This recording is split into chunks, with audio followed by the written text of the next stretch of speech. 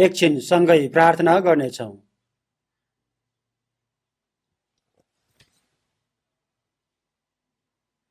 पवित्र र अनुग्रहकारी हाम्रो परमेश्वर पिताजीलाई धन्यवाद र प्रशंसा चढाउँछौँ। परमेश्वरदेखि टाढा भएर पाप गरिरहेको मानिसहरूलाई दया गरिदिनु भएको छ। हामीहरूले परमेश्वरज्यूलाई चिन्नुभन्दा अगाडि नै परमेश्वरज्यूले हामीहरूलाई प्रेम गरिदिनु भएको छ। यसो प्रभुज्यूले हामीहरूले पाउनुपर्ने श्राप र दण्ड भोगिदिनु भएको छ। यसो प्रभुजीले बगाउनु भएको पवित्र र अनमोल रगतले हाम्रो सबै पापहरूलाई अनन्तसम्मका लागि धोइदिनु भएको छ। हाम्रो आत्मालाई नरकको दण्डबाट बचाइदिनु भएको छ। यो महान उपकारको लागि धन्यवाद र प्रशंसा चढाउँछौँ। अब हाम्रो बाँकी जीवनले परमेश्वरज्यूको मात्र सेवा गर्न, परमेश्वरज्यूको पवित्र इच्छा पूरा गर्न हामीहरूलाई हरेक समय सहयोग गरिदिनु भएको छ। धन्यवाद चढाउँछौँ। यो समय नरकको दण्डबाट छुटकारा पाएको हामीहरूलाई प्रभुज्यूको अगाडि भेला भएर वचन अध्ययन गर्न, संगति गर्न दिनुभएको छ। धन्यवाद र प्रशंसा चढाउँछौँ। यो समयमा पनि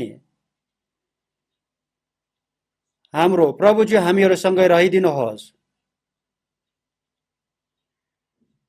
हामीहरूको हृदयलाई हेरचाह गरिदिनुहोस्। हामीहरूलाई उपकार गरिदिनुहोस्। तपाईको शक्तिशाली हातले बलियो बनाइदिनुहोस्। सबैजना एक ठाउँमा भेला हुन नपाएको कारण आफ्नो ठाउँमा रहेर अनलाइनबाट वचन सुन्नुहुने सबै प्रियहरूलाई प्रभुज्यूले सहयोग गरिदिनुहोस्। आवश्यक भएको उपकार गरिदिनुहोस्। कोरियामा भएको मण्डलीहरू र संसारभरि भएको हाम्रो मण्डलीहरूलाई प्रभुज्यूले सुरक्षा गरिदिनुहोस्, बलियो बनाइदिनुहोस्। समस्या भएको कारणले एकजना पनि पतन नहुने गरी प्रभुज्यूको वचनले, प्रभुज्यूको शक्तिशाली हातले डोराइदिनुहोस्। समय अनुसार हामीहरूलाई वचन दिएर शिक्षा दिनुहुने हाम्रो प्रभुज्यूले यो समयमा पनि हामीहरूलाई दिन चाहनु भएको वचन र प्रभुज्यूको पवित्र इच्छा बुझ्न सहयोग गरिदिनुहोस्। प्रभुज्यूको वचन अनुसार जिएर परमेश्वरज्यूको महिमा गरेर जिउन सक्ने गरी हामीहरूलाई बुद्धि, शक्ति र साहस अझै झन धेरै थपिदिनुहोस्। यो समय हामीहरू सबैजनालाई पवित्र आत्माज्यूले डोराइदिनुहोस्।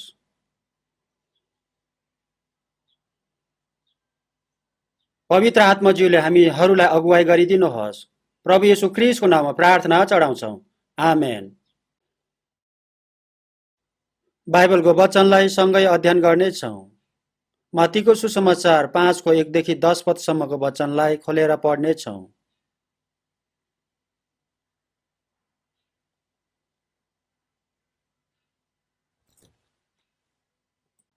मत्तीको सुसमाचार 5को 1 देखि 10 पदसम्मको वचनलाई खोल्नेछौँ। 5को 1 देखि 10 को वचनलाई सँगै विस्तारै पढ्नेछौँ। सँगै पढौँ। भिडलाई देखेर उहाँ डाँडामा उक्लनु भयो र उहाँ बस्नु भएपछि चेलाहरू उहाँ कहाँ आए। उहाँले मुख खोल्नुभयो र तिनीहरूलाई शिक्षा दिन लाग्नुभयो। धन्य आत्मामा दीन हुनेहरू, किनभने स्वर्गको राज्य तिनीहरूको हो। धन्य शोक गर्नेहरू, किनभने तिनीहरूले सान्त्वना पाउनेछन्। धन्य नम्रहरू, किनभने तिनीहरूले पृथ्वीको अधिकार पाउनेछन्। धन्य धार्मिकताको निम्ति भोकाउने र तिर्खाउनेहरू, किनभने तिनीहरू तृप्त हुनेछन्। धन्य दैवान्तहरू, किनभने तिनीहरूले दया पाउनेछन्। धन्य शुद्ध हृदय हुनेहरू, किनभने तिनीहरूले परमेश्वरलाई देख्नेछन्। धन्य मेल मिलाप गराउनेहरू, किनभने तिनीहरू परमेश्वरका छोराहरू कहलाइनेछन्। धन्य धार्मिकताको निम्ति सताइनेहरू, किनभने स्वर्गको राज्य तिनीहरूको हो। यहाँसम्म मात्रै पढ्नेछौँ।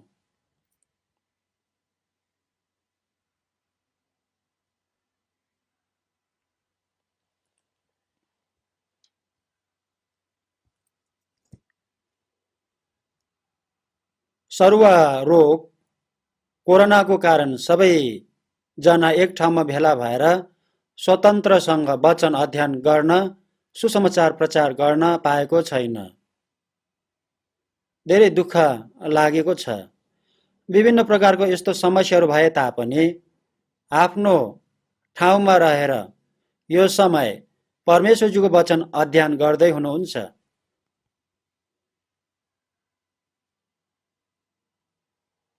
प्रभुज्यूको नजिक हुनेहरूसँग परमेश्वरज्यू पनि नजिक हुनुहुन्छ।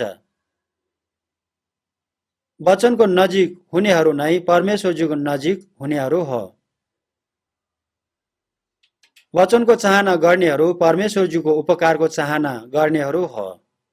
परमेश्वरज्यूको पवित्र इच्छा अनुसार जिउन चाहने मानिस हो। यस्तो मानिसहरूसँग प्रभुज्यू नै सँगै रहिदिनुहुन्छ। आवश्यक भएको उपकार परमेश्वरज्यूले गरिदिनुहुन्छ।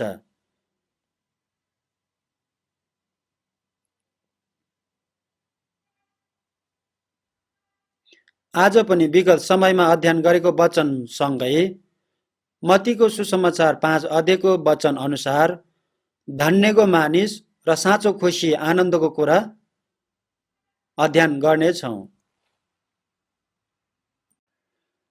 यसकारण साँचो आनन्दको रहस्य भनेर विषय बनाएको छु।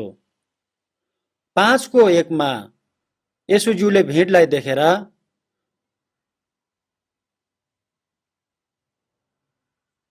डाँडामा उक्लनु भयो र उहाँ बस्नु भएपछि चेलाहरू उहाँका आए भन्नुभएको छ।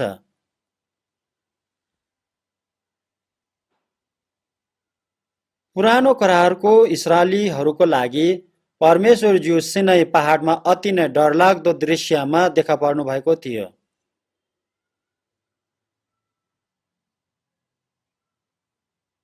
मानिसहरू अनि पशुहरू पनि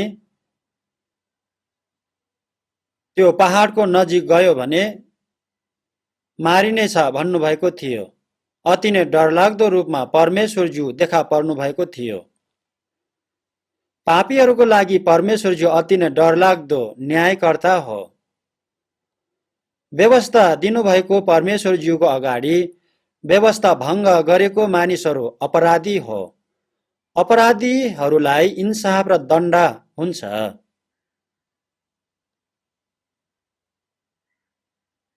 तर मत्तीको सुसमाचार 5 अध्यायमा चाहिँ त्यो कुरा भन्दा बिल्कुलै फरक दृश्य छ। परमेश्वरज्यू नै प्रत्यक्ष गरी मानिसको रूपमा आउनु भएर, मानिस भएर, विनम्र भएर, कोमल भएर मानिसहरूको नजिक जानु भएको छ।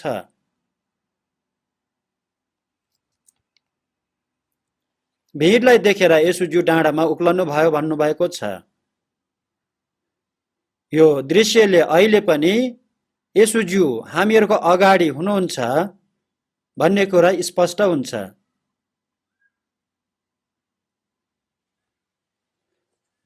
हामीहरू पनि उहाँको अगाडि आएर वचन सुन्ने मानिस हो। प्रभुज्यूले हामीहरूलाई वचन दिनुहुन्छ। 5:2 मा उहाँले मुख खोलेर तिनीहरूलाई शिक्षा दिन लाग्नुभयो भन्नुभएको छ। यसो प्रभुजीले भन्नुभएको वचनको विषयहरू अति नै महत्त्वपूर्ण हुन्छ। यसकारण सबैजनाले ध्यान दिएर सुन्नुपर्छ अनि बुझ्नुपर्छ। धन्यको मानिस कसरी हुन्छ, कस्तो हुन्छ भनेर भन्नुभएको छ। विगत समयमा पनि यही विषयहरूको वचन बताएको थियो। सबैभन्दा पहिला धन्य आत्मामा दिन हुनेहरू भनेर सुरु गर्नुभएको छ। त्यसपछि 7औं चोटि चाहिँ धन्य मेलमिलाप गराउनेहरू, तिनीहरू परमेश्वरज्यूका छोराहरू कहलाइनेछन् भन्नुभएको छ। यो 7वटा कुराहरू परमेश्वरज्यूका सन्तानको स्वभाव हो। यस्तो स्वभाव भएकोहरूलाई धार्मिकताको लागि सतावट हुन्छ, कष्ट हुन्छ भन्नुभएको छ।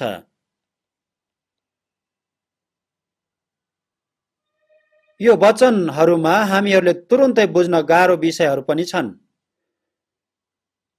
आज चाहिँ एउटा कुरा बताउने छु, हामीहरू सबैजनाले ध्यान दिएर अध्ययन गर्नेछौँ। आज चाहिँ तेस्रो कुरा धन्य नम्रहरू, किनभने तिनीहरूले पृथ्वीको अधिकार पाउनेछन् भन्ने विषयलाई मुख्य गरी सबैजना सँगै अध्ययन गर्नेछौँ। पहिलो कुरा धन्य आत्मामा दीन हुनेहरू, अनि त्यसपछि धन्य शोक गर्नेहरू भनेको कुरा के हो भने आफ्नो आत्माको मुक्ति पाउनको लागि मानिससँग हुनुपर्ने मनलाई भनेको हो। मानिस यो संसारमा जन्मेको समय खाली हात जन्मन्छन् र मरेपछि पनि खाली हातमा नै जानुपर्छ। यो शरीर पनि यो वर्तमान संसारमा वास्तवमा गरिब नै हुन्छ। भौतिक कुराहरूको गरिब पनि हुन्छ। भौतिक कुराहरू अरूहरूको भन्दा धेरै भए तापनि हृदयमा खाली भएको पनि हुन्छ। परमेश्वरज्यूको दृष्टिमा मानिसहरू दयानीय र गरिबहरू हो। शरीरको कुरामा भन्दा पनि आत्मिक कुराहरूको लागि मानिस दयानीय, लाजै मर्दो पापीहरू हो। परमेश्वरज्यूको दृष्टिमा पापको कारण इंसाफमा परेर नरकमै जानुपर्ने मानिस हो भनेर आफूलाई चिन्न सक्नुपर्छ। आत्मामा दीन, भिकारी, गरिब भएको मानिस हुनुपर्छ। यस्तो मानिसको लागि स्वर्ग राज्य छ। परमेश्वरज्यूको सान्त्वना छ। यस्तो मानिसहरूलाई परमेश्वरज्यूले उद्धार गरेर स्वर्गमा लानुहुन्छ। धनी मानिस स्वर्गमा प्रवेश गर्नुभन्दा ऊँटलाई सियोको नथरीमा छिर्न सजिलो हुन्छ भनेर येशूज्यूले भन्नुभएको छ। यो कुराले के भन्नुभएको हो भने संसारिक कुराहरूले धनी भएको मानिसहरू र मनमा म धनी मानिस हो भन्ने मानिसहरू धेरै छन्। यस्तो घमण्डी मानिसहरू स्वर्गमा प्रवेश गर्न कठिन हुन्छ। लाउडिकिया मण्डली प्रभुज्यूको दृष्टिमा गरिब, नग्नता, अन्धा, दुखी थियो। तर उनीहरूले चाहिँ आफ्नो यस्तो अवस्था थाहा पाएको थिएन। उनीहरू आफैले आफूलाई धनी छु, धन सम्पत्ति धेरै छ, मलाई केही कुराको अभाव छैन भनेको थियो। आत्मिक घमण्डी भएको थियो। आफ्ना आत्माको मुक्ति नपाएको मानिसहरू पनि म परमेश्वरज्यूको सन्तान हो, म पवित्र मानिस हो, आत्मिक मानिस हो भन्नेहरू धेरै छन्। यस्तो मानिसहरू पनि आत्मिक दृष्टिमा घमण्डी धनी मानिस हो। यस्तो मानिसहरूले आफ्नो आत्माको मुक्ति लिन धेरै गाह्रो हुन्छ। परमेश्वरज्यूको दृष्टिमा गरिब हुनुपर्छ। यो कुरा के हो भने आफ्नो आत्माको मुक्ति लिने मन भएको हुनुपर्छ भनेको कुरा हो। दोस्रो कुरा धन्य शोक गर्नेहरू भन्नुभएको छ। यो कुराले के भन्नुभएको हो भने आफ्नो पापको कारण नरकमा जानै पर्ने भएको कारण चिन्ता, निराश भएको कुरा भन्नुभएको हो। परमेश्वरज्यूले हृदयमा निराश भएकोहरू, चूर्ण हृदय भएकोहरूलाई त्याग्ने छैन भन्नुभएको छ। लुकाको सुसमाचार 18 अध्यायमा कर उठाउने मानिसले आफ्नो छाती पिटेर आफ्नो पाप स्वीकार गरेर म पापी माथि दया गरिदिनुहोस् भनेर परमेश्वरज्यूलाई पुकारेको थियो। त्यसपछि यो मानिस धर्मी ठहरिएर आफ्नो घरमा फर्केर गयो भन्नुभएको छ। यसरी नै मानिसहरूले आफ्नो पाप थाहा पाएर स्वीकार गरेर पश्चाताप गर्नुपर्छ, शोक गर्नुपर्छ। संसारको शरीरको कुरा गुमायो भने शोक गर्ने, पश्चाताप गर्ने, निराश हुने मानिसहरू धेरै छन्। तर आफ्ना आत्मा नरकमा जानै पर्ने कुरा थाहा नभएको मानिसहरू धेरै छन्। स्वर्ग जानको लागि पश्चाताप गर्न नसकेको मानिसहरू धेरै छन्। आत्माको लागि शोक नगर्नेहरू धेरै छन्। परमेश्वरज्यूको वचन अध्ययन गर्यो भने परमेश्वरज्यूको दृष्टिमा नाङ्गो, पापी, नरकमै जानुपर्ने मानिस भनेर बुझेको कुरा शोक हो। नरकमै जानुपर्ने पापीले शोक गर्छ, पश्चाताप गर्छ, परमेश्वरज्यू कहाँ फर्किन्छ। बुढा पुत्रले बुबालाई छोडेर गएर सबै सम्पत्ति सिद्ध्याएर मर्ने अवस्था भएपछि अब म यहाँ खान नपाएर मर्नु पर्ने भयो भनेर बुझेर साहसी भएर फेरि पनि आफ्नो बुबा कहाँ फर्केर गएको कुरालाई पश्चाताप भन्छन्। बुबाको प्रेम छोराको पाप भन्दा पनि ठुलो हुन्छ, यसकारण क्षमा गरिदिन्छ। बुबाले आफ्नो छोरा फेरि फर्केर आउन प्रतीक्षा गरिरहेको हुन्छ। नरकमा जानुपर्ने पापको कारण शोक गर्नेहरूलाई, पश्चाताप गर्नेहरूलाई परमेश्वरज्यू कहाँ फेरि फर्किनेहरूलाई परमेश्वरज्यूले स्वीकार गर्नुहुन्छ, मुक्ति दिनुहुन्छ, पापहरू क्षमा गरिदिनुहुन्छ। पाप क्षमा गरिदिनु भएको सबैभन्दा ठुलो सान्त्वना हो। आज चाहिँ तेस्रो कुरा, धन्य नम्रहरू, किनभने तिनीहरूले पृथ्वीको अधिकार पाउनेछन् भन्नुभएको वचनलाई ध्यान दिएर अध्ययन गर्नेछौँ। नम्रहरू भनेको कुरा के हो भने नरकमै जानुपर्ने पापको क्षमा पाएर, आत्माको मुक्ति पाएर हृदयमा भएको येशू ख्रीष्टको मनलाई भनेको हो। आत्माको मुक्ति पाएको मानिससँग येशू ख्रीष्टको जीवन र येशू ख्रीष्टको मन पनि हुन्छ अनि येशू ख्रीष्टको स्वभाव पनि हुन्छ। मत्तीको सुसमाचार 11:29 मा येशूज्यूले म विनम्र र कोमल हृदयको छु, मेरा जुवा बोका र मसँग सिका भन्नुभएको छ। विनम्र र कोमल भन्ने दुई शब्दभित्र येशूज्यूको स्वभाव अति नै स्पष्टसँग देखाइदिनु भएको छ। आफ्नो आत्माको मुक्ति पाएको मानिसको हृदयमा येशू प्रभुज्यूको विनम्र र कोमल मन हुन्छ। विनम्र र कोमल भनेको येशूज्यू हो। येशूज्यू परमेश्वरज्यूको स्वरूप थियो।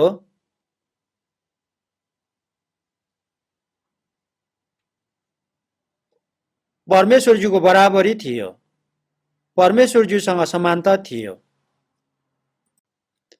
तर उहाँले त्यो स्थानलाई, सर्वोच्च र महिमामय स्थानलाई छोडेर तल होचिएको ठाउँमा, पापले भरेको यो संसारमा मानिसहरूसँग आइदिनु भएर मानिस जस्तै भइदिनु भएको थियो।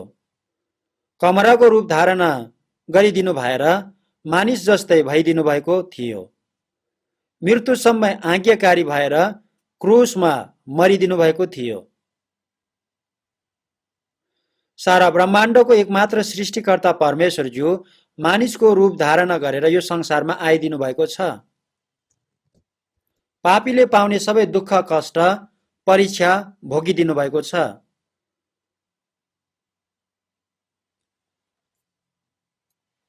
इस्राएलीहरूले घृणा गरेको थियो, इन्कार गरेको थियो। राजाहरूको महाराजा येशूज्यूको अन्तिम प्रवेश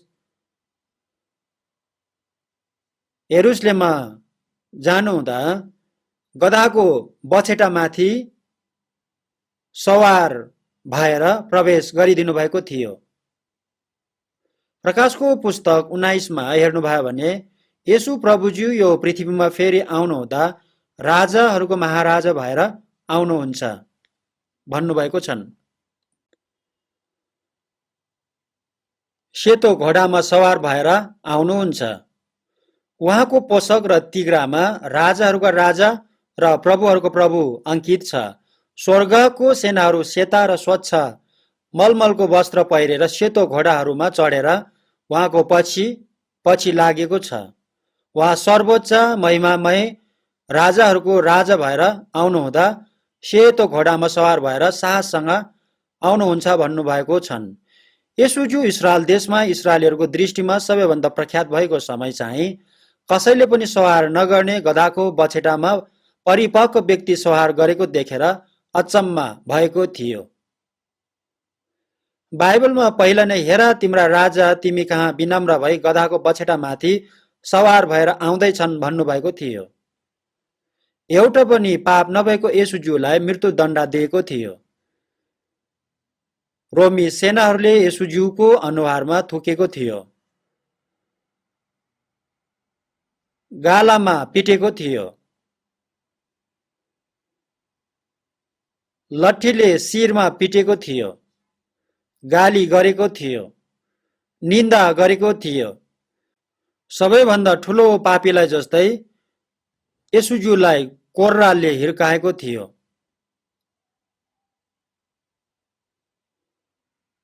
क्रुस बोकाएर मृत्युदण्ड दिने ठाउँमा लगेर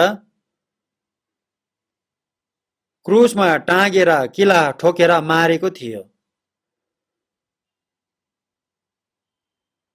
किन यसरी गरेको थियो भने पहिलो कारण चाहिँ यो परमेश्वरजीको इच्छा थियो। येशूजीले यूहन्नाको सुसमाचार 6 मा म मेरो इच्छा पूरा गर्न होइन परमेश्वर पिताजीको इच्छा पूरा गर्न स्वर्गबाट आएको हुँ भन्नुभएको छ। परमेश्वर पिताजीको इच्छा के थियो भने पाप नभएको येशूज्यूले सबै मानिसहरूको पापको प्रायश्चितको लागि मरिदिनु भएर पापी मानिसहरूलाई नरकबाट बचाइदिनु भएर स्वर्गमा लाने इच्छा थियो। मत्तीको सुसमाचार 26 को 39 मा क्रुसमा मर्नुभन्दा अगाडि गेतसेमनी बगैँचामा येशूज्यूले पिताज्यू मेरो इच्छा अनुसार होइन तर पिताज्यूको इच्छा अनुसार होस् भन्नुभएको छ। येशू प्रभुजीले मानिसले आफ्नो पापको कारण पाउने सबैभन्दा लाजै मर्दो नग्नता अनि क्रुसमा कष्ट र वेदनाको दण्ड भोग्ने इच्छा थिएन। यसकारण हुन्छ भने यो कचौरा मबाट हटाइदिनुहोस् भन्नुभएको थियो। तर मेरो इच्छा अनुसार होइन पिताको इच्छा अनुसार होस् भन्नुभएको थियो। यो प्रार्थना गर्नु भएपछि क्रुसमा मर्नु पर्ने भएको कारण येशूज्यूको अनुहारबाट निस्केको पसिना रगतको ठुला ठुला थोप्ला जस्तै भएर जमिनमा खसिरहेको थियो। अत्यन्तै सङ्कष्ट भएको थियो। यसकारण स्वर्गदूत आएर उहाँलाई सहायता गर्नुभएको थियो। नग्नता भएर कष्ट भोगेर क्रुसमा मर्नको लागि सजिलो हुँदैन। तर येशूजीले मेरो इच्छा अनुसार होइन पिताज्यूको इच्छा अनुसार होस् भन्नुभएको थियो। यो कुरा नम्र र कोमल मन हो। येशूज्यू नम्र र कोमल हो।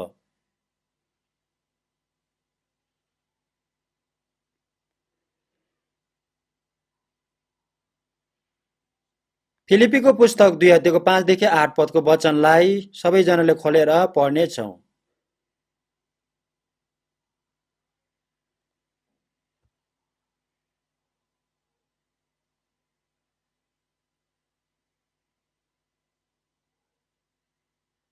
फिलिपीको पुस्तक 2 को 5 देखि 8 पदको वचनलाई खोलेर सँगै पढ्नेछौँ।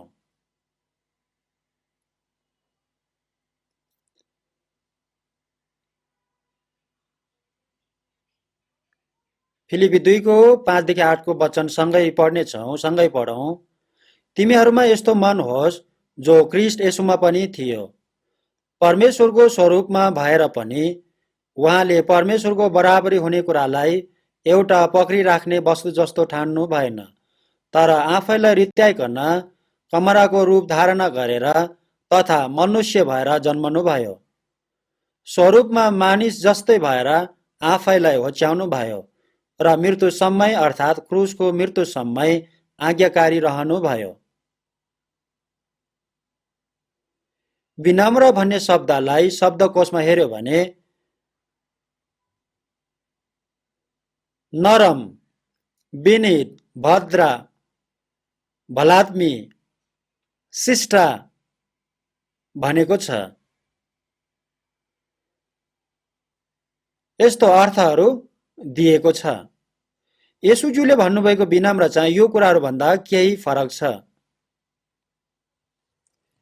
येशूज्यू विनम्र कोमल व्यक्ति थियो।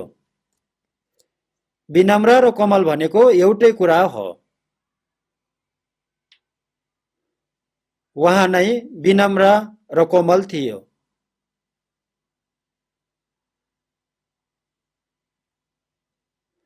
आफ्नो आत्माको मुक्ति पाएको मानिसहरूलाई अब येशू ख्रीष्टको जस्तो मन हुनुपर्छ भन्नुभएको छन्। ख्रीष्टको जस्तो मन हो। उहाँले परमेश्वरको स्वरूपमा भएर परमेश्वरज्यूको बराबरी भएर पनि आफूलाई रित्याएर कमराको रूप धारण गरेर मनुष्य भएर जन्मनु भएको छ भन्नुभएको छन्। कमरा भनेको मालिकको आज्ञा पालना गर्नेहरूलाई भन्छन्। येशूजीले क्रुससम्म आज्ञाकारी हुनुभएको छ। विनम्र भनेको आफ्नो इच्छा त्यागेर परमेश्वरज्यूको इच्छा मात्रै पूरा गर्नेलाई भन्छन्। जस्तो दुःख कष्ट भए तापनि परमेश्वरजीको इच्छा मात्र पूरा गर्न आज्ञाकारी हुने मनलाई नम्र हृदय भन्छन्।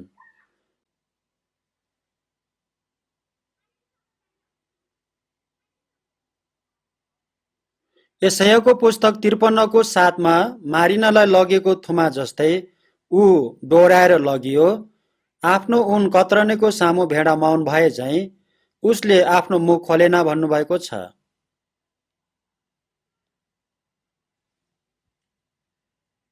प्रायजसो पशुहरूले मार्न लगेको थाहा हुन्छ। मार्नलाई लगेको थाहा पायो भने रुन्छन्, मार्ने ठाउँमा जान चाहँदैन। तर भेडाले चाहिँ मार्न लगेको कुरा थाहा पाए तापनि चुपचापसँग जान्छन्। मार्छ भनेर थाहा भएर पनि चुपचापसँग जान्छन्। मैले पनि चाइनामा अनि अस्ट्रेलियामा भेडा मारेको देखेको छु। भेडाको मासु हामीहरूलाई खान दिनको लागि भेडा मारेको हामीहरूलाई देखाउनु भएको थियो। हामीहरूलाई भेडाको मासु दिएर सत्कार गर्नुभएको थियो। यो कुरा उहाँहरूले हामीहरूलाई देखाउनु भएको थियो। भेडाको अगाडिको खुट्टा अलिकति बाँधेको थियो।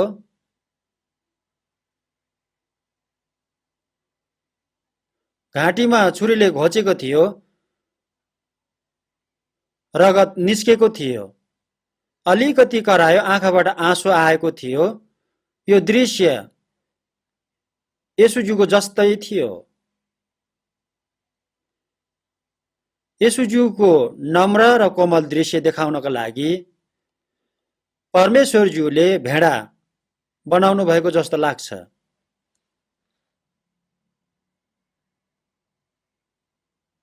मैले ऊन कत्रेको पनि देखेको छु। भेडाको ऊनलाई मेसिनले काटेको देखेको छु। ऊन कत्रने समयमा मेसिनले भेडाको छाला पनि काटेको कारण रगत निस्केको थियो।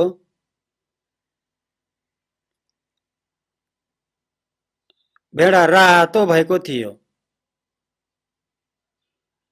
तर भेडा यसरी चुपचापसँग बसिरहेको थियो। यतापट्टि फर्कायो भने यसरी फर्केर बस्थ्यो। मरेको जस्तै भएर बस्थ्यो, चल्दैन थियो। सेतो ऊन कत्रिसकेपछि नाङ्गो भएर रगतले रातो भएको भेडाहरू छोडिदिएपछि मात्र निस्केर गएको देखेको छु। आफ्नो ऊन कत्रनेको सामु भेडा माउनुहुन्छ, आफ्नो मुख खोल्दैन भन्नुभएको छ। येशूज्यूले पनि यसरी नै गरिदिनु भएको थियो। 1 पत्रुसको पुस्तक 2:23 अपमान गर्दा उहाँले साटो फेर्नु भएन, दुःख भोग्नु हुँदा उहाँले धम्की दिनु भएन भन्नुभएको छ। येशूज्यूले कुनै पनि पाप गर्नु भएको थिएन, तर येशूज्यूलाई विभिन्न प्रकारको दोषहरू लगाएको थियो। तर येशूज्यूले केही पनि भन्नु भएन। येशूज्यूलाई गाली गरेको थियो, तर येशूज्यूले गाली गर्नुभएको थिएन। विभिन्न प्रकारको निन्दा गाली गरेको थियो, तर येशूज्यूले त्यो सबै कुराहरूलाई चुपचापसँग सहिदिनु भएको थियो। अपमान गरेको थियो, दोष लगाएको थियो, तर येशूज्यूले सहिदिनु भएको थियो। उनीहरूसँग झगडा गर्नु भएन, चुपचाप बसिदिनु भएको थियो। मारिनलाई लगेको थुमा जस्तै, ऊन कत्रनेको अघि मौन भएको भेडाले जस्तै येशूज्यूले मुख खोल्नु भएको थिएन, चुपचाप रहिदिनु भएको थियो। किनभने परमेश्वरज्यूको इच्छा पूरा गर्न येशूज्यूले मरिदिनु पर्ने थियो। मानिसले येशूज्यूको जस्तो मन आफ्नै प्रयासद्वारा बनाउन सक्दैन।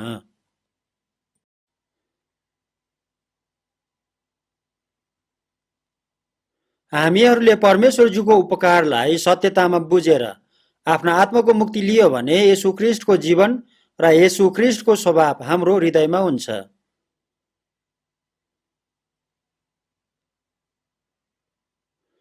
मानिसको शिक्षाले, नैतिकताले यस्तो मन हुनै सक्दैन, यस्तो स्वभाव आउनै सक्दैन।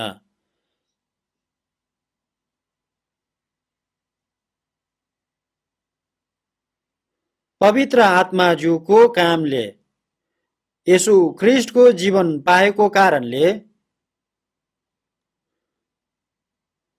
येशू ख्रिस्टको स्वभाव, येशू ख्रिस्टको मन पनि पाउँछन्।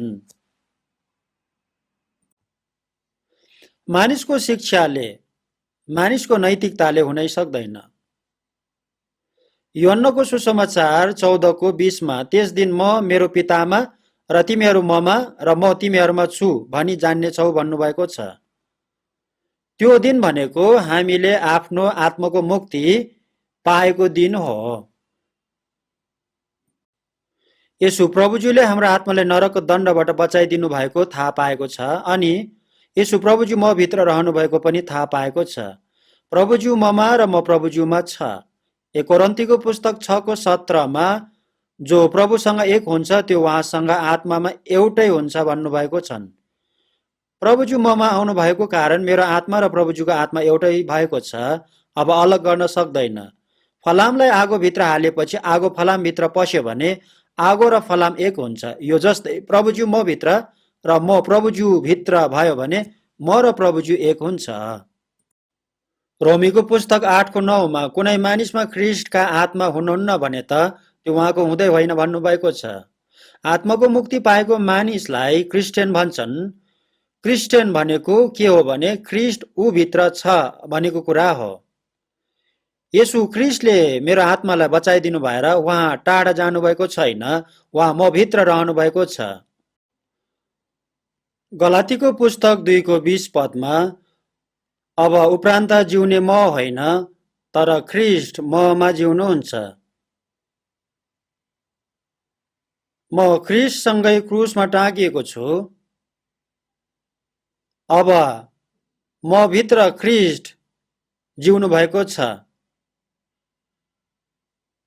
जुन जीवन शरीरमा म अहिले जिउँछु त्यो परमेश्वरको पुत्रमा विश्वास गरेर जिउँछु भनेको छ। यो जीवन ठिक जीवन हो। म चाहिँ खोल मात्र हो। म भित्र हुनुभएको जीवन र मालिक येशू प्रभुज्यू हो। हामीले यो कुरालाई विश्वास गर्नुपर्छ।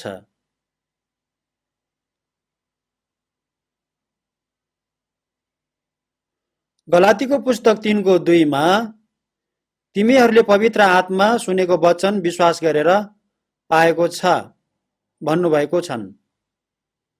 सुसमाचारलाई सुनेर परमेश्वरज्यूको उपकारलाई सत्यतामा बुझेर सत्यतामा विश्वास गरेर आफ्नो आत्माको मुक्ति लिने समयमा पवित्र आत्मा पाएको छ। सुसमाचार सुनेर पवित्र आत्मा ज्यू हामीहरूले पाएको छ। परमेश्वरज्यूको उपकारले सत्यतामा बुझेर आफ्नो आत्माको मुक्ति लिन दिनुभएको व्यक्ति पवित्र आत्माज्यू हो। आफ्नो आत्माको मुक्ति लिएको समयदेखि पवित्र आत्माज्यू हामी भित्र रहनु भएको छ। आफ्नो आत्माको मुक्ति लिएको मान्छेले यो कुरा थाहा नभए तापनि पवित्र आत्माज्यू ऊ भित्र वास गर्नुभएको छ। यसकारण यो कुरालाई बुझ्नु पर्छ। यसकारण 2 कोरिन्थीको पुस्तक 13:5 हेर्नु भयो भने येशू ख्रिस्ट तिमीहरूमा हुनुहुन्छ भनेर के तिमीहरूलाई थाहा छैन भन्नुभएको छ। येशू ख्रिस्ट ममा हुनुहुन्छ भनेर जान्नुपर्छ। 1 कोरिन्थीको पुस्तक 6:19 तिमीहरूको शरीर पवित्र आत्माको मन्दिर हो भनेर तिमीहरूलाई थाहा छैन भन्नुभएको छ। म भित्र पवित्र आत्माज्यू रहनु भएको कारण मेरो शरीर मन्दिर भएको छ। म भित्र रहनु भएको येशू ख्रिस्ट पवित्र आत्मा हो। पवित्र आत्मा येशू ख्रिस्टको आत्मा हो। येशू ख्रिस्टले मलाई पवित्र आत्मा दिनु भएर म भित्र रहनु भएको छ। मलाई ख्रिस्टको स्वभाव पनि दिनुभएको छ। झन ख्रिस्टको स्वभावमा परिवर्तन गरिदिनुहुन्छ। येशूज्यूको चेलाहरू सुरुमा विनम्र कोमल थिएन। पत्रुस खरो स्वभाव भएको झगडा गर्ने स्वभावको मानिस थियो।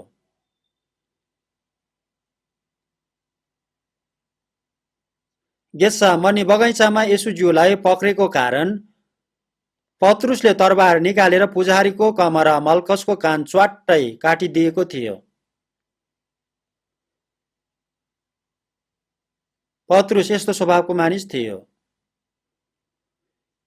यसु प्रभुजी त्यहाँ सँगै नहुनु भएको भए पत्रुसले त्यो मलखसको घाँटी छिनाउँथ्यो होला।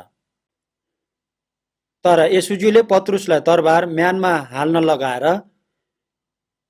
यसुज्यूले मलखसको कान फेरि निको पारिदिनु भएको थियो। पत्रुस खरो स्वभावको र आतुरी स्वभावको मानिस थियो।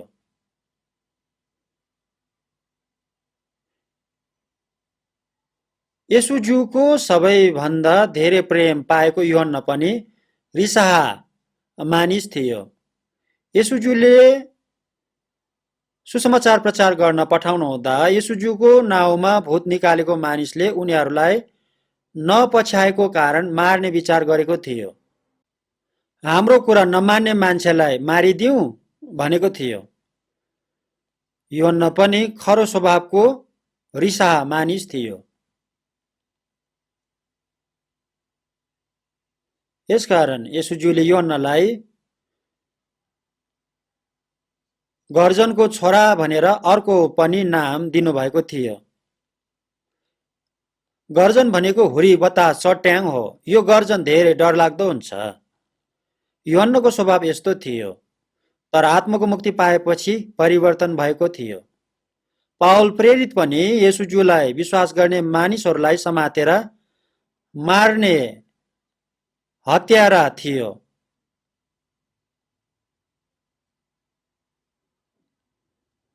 पावल प्रेरित पनि खरो स्वभाव, रिसा स्वभाव, घमण्डी स्वभावको मानिस थियो।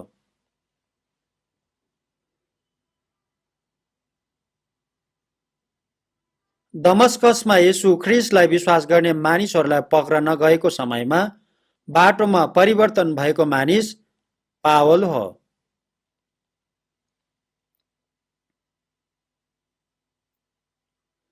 यसुज्यूले साउललाई आत्माको मुक्ति दिनु भएर पावल बनाइदिनु भएको थियो। साउल भनेको ठुलो भनेको हो, पावल भनेको सानो भनेको हो।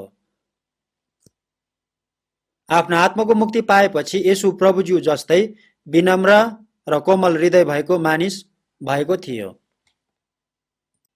आफ्नो आत्माको मुक्ति पाएपछि चेलाहरू सबैजनाले यसु प्रभुज्यूको जस्तो मन बनाएको थियो। विनम्र र कोमल मन भएको मानिस भएको थियो। परमेश्वरज्यूको सुसमाचार प्रचार गर्न महत्त्वपूर्ण मानिसहरू भएको थियो। मोसालाई पनि पृथ्वीमा सबैभन्दा विनम्र व्यक्ति भन्नुभएको छ।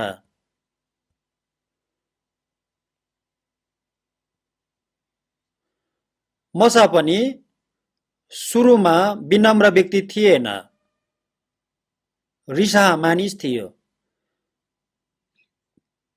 मोसाले मिश्र देशको मानिसलाई पिटेर मारेर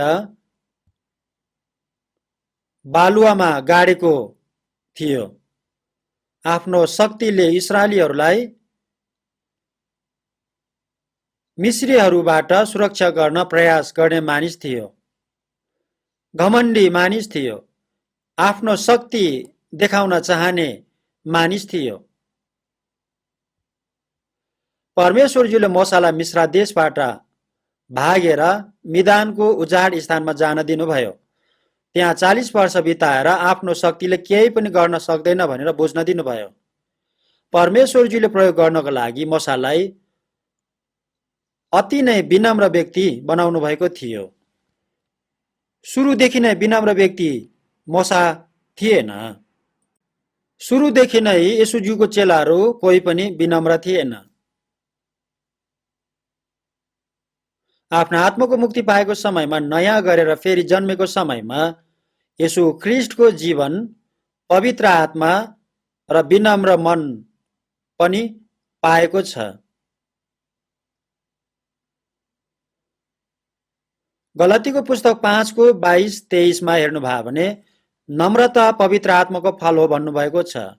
पवित्र आत्माको फल प्रेम, आनन्द, शान्ति, धैर्य, दया, भलाइ, विश्वस्तता, नम्रता, संयम हो भन्नुभएको छ।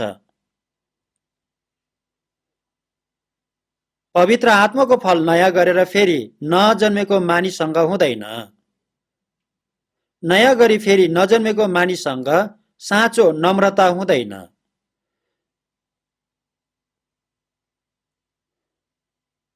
हाम्रो शरीर आदमको स्वभावमा पापी स्वभावमा जन्मेको छ। पापी स्वभावमा जन्मेको मानिस भएको कारण यर्मियाको पुस्तक 17:9 मानिसको हृदय सबै कुरा भन्दा छली हुन्छ, त्यसलाई निको पार्न सकिँदैन भन्नुभएको छ।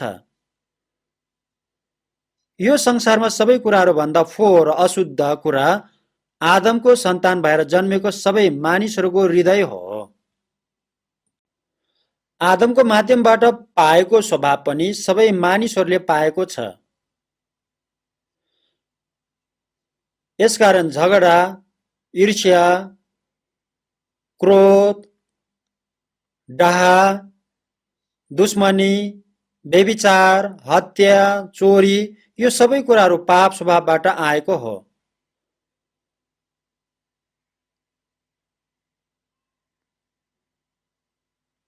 यो स्वभावहरू सबै पतन भएको स्वभाव हो। नयाँ गरेर फेरि नजन्मेसम्म खराब स्वभाव भएको मानिस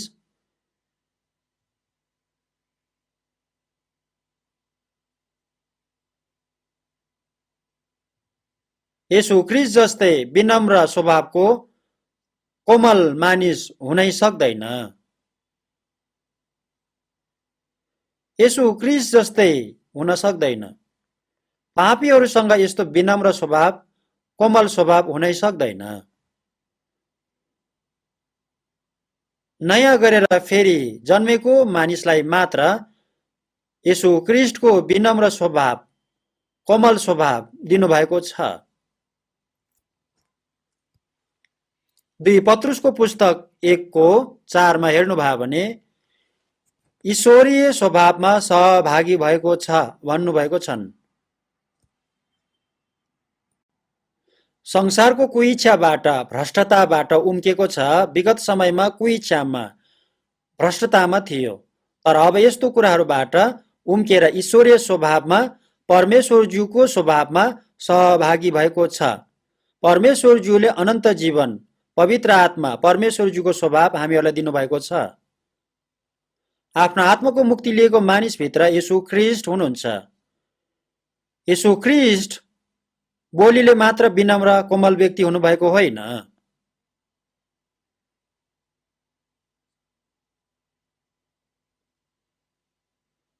वास्तवमै यसुज्यूले दैनिक जीवनमा हरेक समय विनम्र र कोमल जीवन जिउनु भएको थियो। यसुज्यूले पापीहरूलाई घृणा गर्नुभएको थिएन।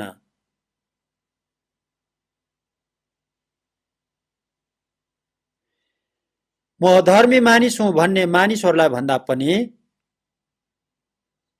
म पापी हुँ भनेर थाहा पाएको कर उठाउने मानिस र व्यभिचारिणीहरू र सबै प्रकारको पापीहरूलाई खोजेर उनीहरूको नजिक गएर उनीहरूलाई वचन सुनाउनु भएको थियो।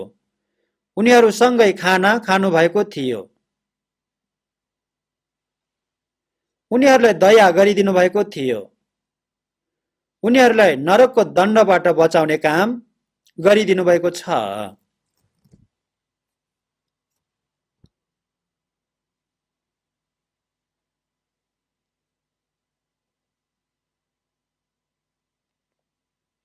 यो सबै कुराहरू येशूज्यूको नम्रता, कोमलता हो।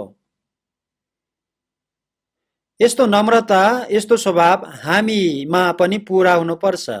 यस्तो स्वभाव ख्रीष्टको नम्रता र कोमलताको स्वभाव एकै क्षणमा हामीहरूमा पूरा हुँदैन। आफ्नो आत्माको मुक्ति पाएको मानिसहरू विश्वासमा झन झन बढेर बलियो भएपछि येशूज्यूको स्वभावमा झन झन परिवर्तन हुन्छ।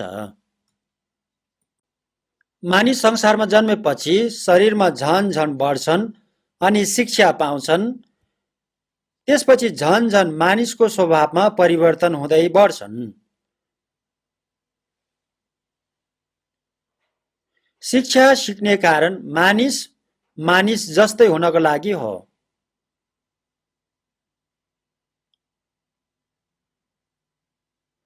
भनेको कुरा नमान्ने बदमास बच्चाहरूलाई बुबा आमाले के भन्छन् भने, त कहिले ठिक मान्छे हुने हो भन्छन्। मान्छेलाई पनि किन मान्छे हुनुपर्छ भनेको हो भने, मान्छे भएर जन्मेको भए तापनि मान्छेको ठिक स्वभाव गुण नभएको मान्छेहरू धेरै छन्। पशुले जस्तै जिउने मानिसहरू धेरै छन्। मानिस जन्मेपछि झन झन बढेर ठुलो भएर मानिसको स्वभावमा मानिसको गुणमा बढ्छन्। त्यसरी नै आत्माको मुक्ति पाएपछि नयाँ गरेर फेरि जन्मेपछि येशूज्यूको स्वभावमा येशूज्यूको गुणमा झन झन बढेर सिद्ध हुँदै बलियो हुनुपर्छ। ख्रिस्टको नापसम्म बढ्न सक्छन्।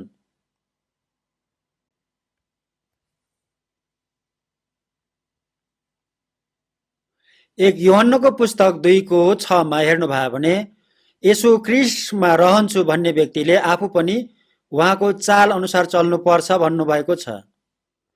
येशू ख्रिस्टको जीवन पाएको छ भने, येशू ख्रिस्टको स्वभाव पाएको छ भने बोली र व्यवहार झन झन येशू ख्रिस्टको जस्तै हुँदै बलियो हुन्छ। यस्तो हुनै पर्छ।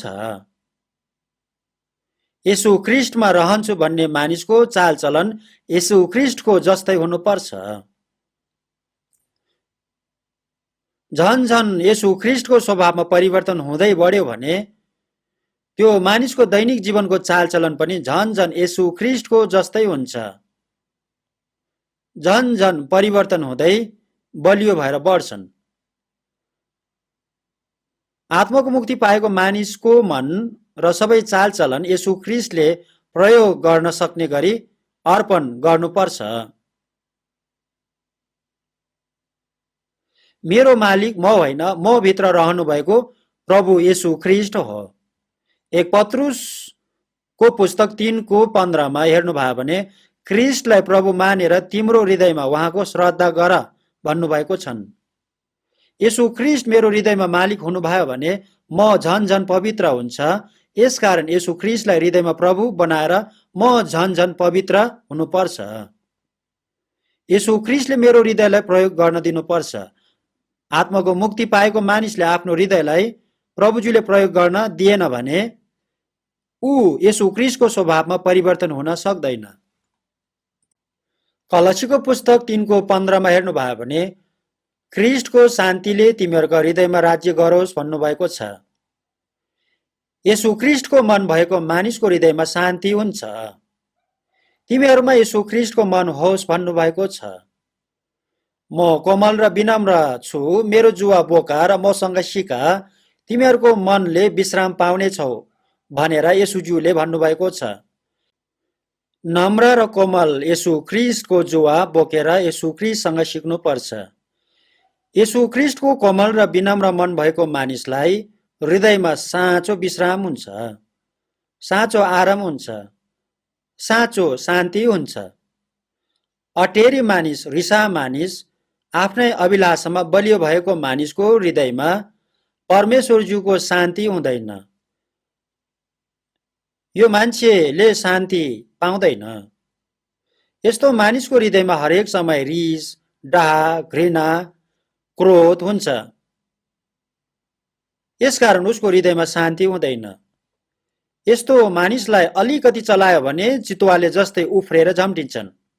सानो तिनो कुराहरूको लागि पनि रिसाउँछन्, झगडा गर्छन्। हिंस्रा पशुको जस्तो स्वभाव उसको हृदयमा हुन्छ। उसँग शान्ति हुँदैन।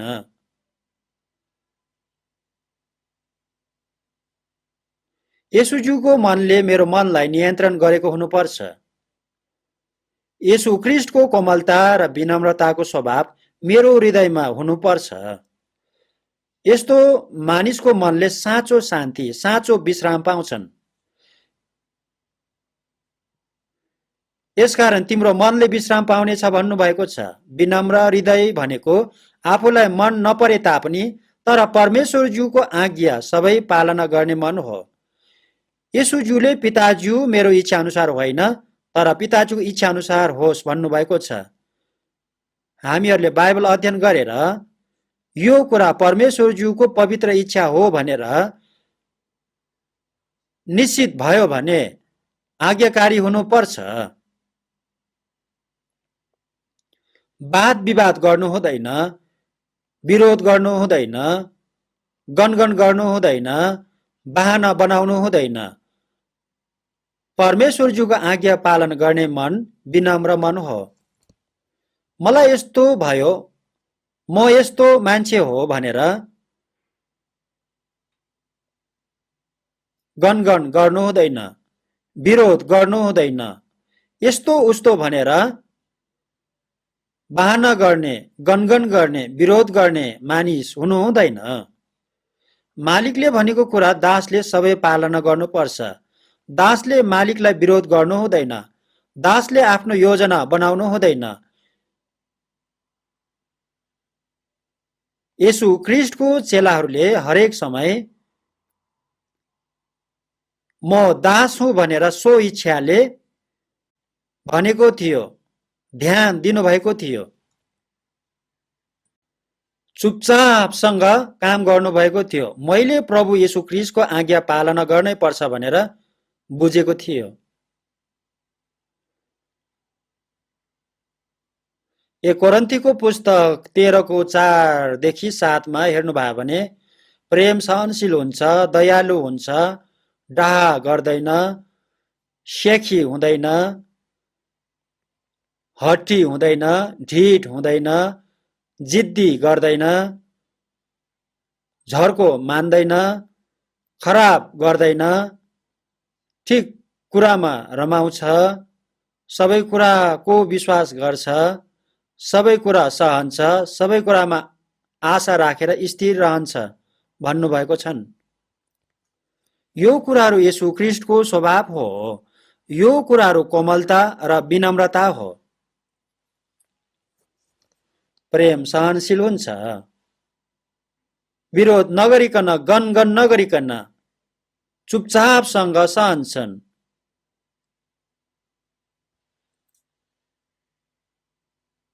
दुष्ट मानिसहरू सफल भएको छ, तर म चाहिँ येशू ख्रीष्टको वचन अनुसार जिए तापनि मलाई किन यस्तो दुःख, कष्ट, सतावट हुन्छ भन्ने मानिसहरू पनि छन्। हामीहरूले गनगन विरोध गर्नु हुँदैन, किनभने परमेश्वरज्यूले गर्नुभएको काम हो। चुपचाप हुनुपर्छ, सहनुपर्छ। येशू ख्रीष्टको उपकारप्रति धन्यवादी हुनुपर्छ। येशू प्रभुज्यू म सँगै हुनुभएकोमा सन्तुष्ट हुनुपर्छ, खुसी हुनुपर्छ, आज्ञाकारी हुनुपर्छ। यो कुरालाई नम्र कोमल भन्छन्।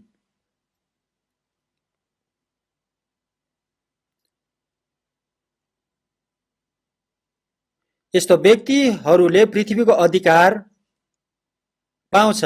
नम्रहरूले पृथ्वीको अधिकार पाउने छन् भन्नुभएको छ। यस्तो व्यक्ति हुनको लागि सबैभन्दा पहिला नयाँ गरेर फेरि जन्मेको हुनै पर्छ। नयाँ गरेर फेरि जन्मेन भने परमेश्वरज्यूको राज्य देख्न पनि पाउँदैन। पानी र आत्माले जन्मेन भने परमेश्वरज्यूको राज्यमा प्रवेश हुन पाउने छैन भन्नुभएको छ। स्वर्गमा जान यो कुरा हुनै पर्छ। नयाँ गरी फेरि जन्म्यो भने येशू ख्रीष्टको जीवन र येशू ख्रीष्टको स्वभावमा परिवर्तन हुन्छ। यो हुनै पर्ने कुरा हो।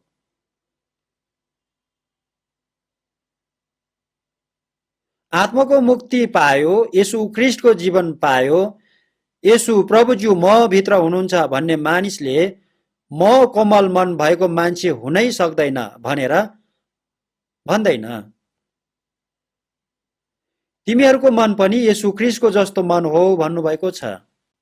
येशू प्रभुज्यूको जीवन पाएको मानिसको मन येशू प्रभुज्यूको जस्तै मन हुनुपर्छ।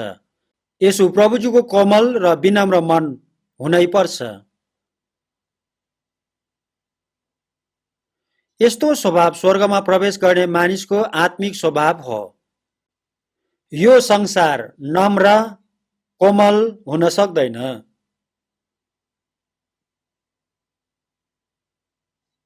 यो संसार हिंस्रक छन्, घमण्डी, हठी, दुष्टा छन्। पतन भएको मानिसको मनलाई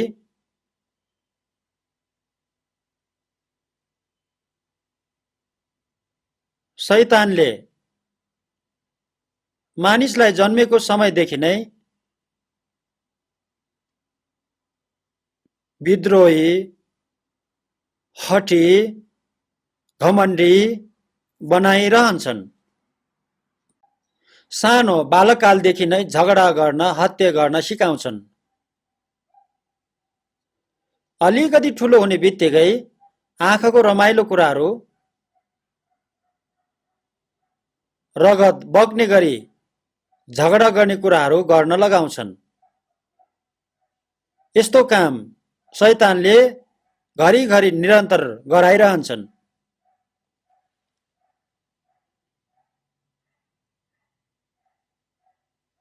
मानिसहरू झन झन हिंस्रक हुँदैछन्,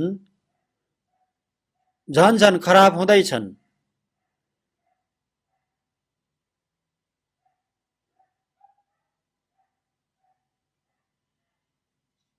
विरोधी हुँदैछन्, हत्यारा हुँदैछन्, दुष्ट हुँदैछन्। बुबा आमासँग क्रोधित हुने, साथीहरूसँग क्रोधित हुने मौका पायो भने हत्या गर्ने कामहरू झन झन बढ्दैछन्। सानो कुराहरूको लागि पनि झगडा गर्ने, हत्या गर्ने काम झन झन बढ्दैछन्। अति नै हिंस्रा, क्रोधित, घमण्डी हुँदैछन्। हिंस्रक, क्रोधित, नम्र र कोमलको विरोधी हो। विपरीत कुरा हो। भेडा होइन, सिंह हो। हिंस्रक जनावरहरू आफू पहिला खानको लागि, खाने कुराको लागि झगडा गर्छन्। मानिसहरूको मन झन झन दुष्ट, हिंस्रक भएर, घमण्डी भएर बढ्दैछन्।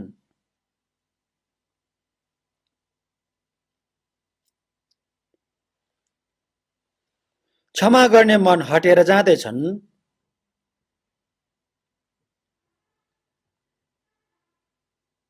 अरू मान्छेको निन्दा गर्न पायो भने, मन दुखाउन पायो भने खुसी, आनन्द, रमाइलो हुने मानिसहरू झन् धेरै छन्।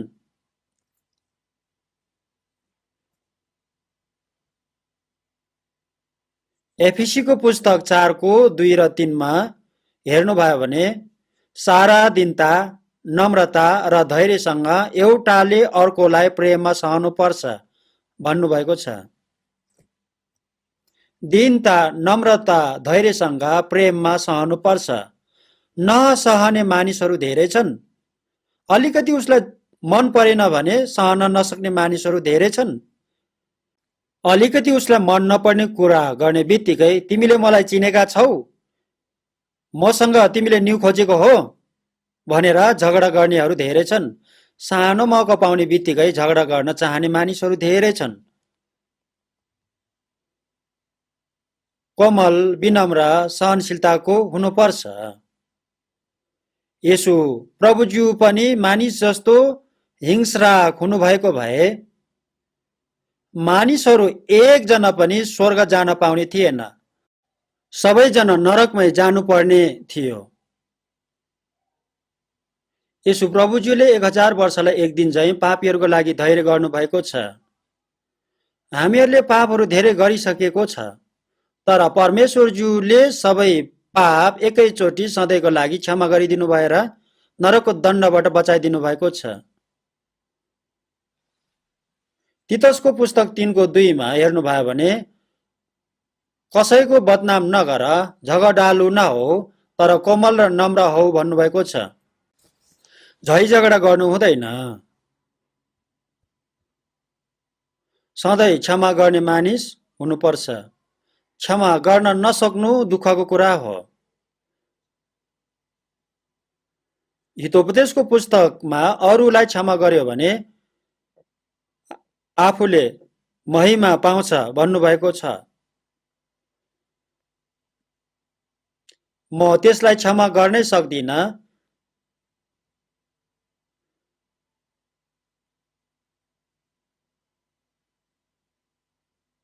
म त्यसलाई केही गर्छु, त्यसलाई नमारिकन निन्द्रै लाग्दैन भन्ने मान्छे त्यो मान्छे भन्दा आफू नै चाँडै मर्छन्। शत्रुलाई बदला तिर्न चाहने मान्छेको शत्रुको भन्दा पहिला आफ्नै मुटु जलिसकेको हुन्छ।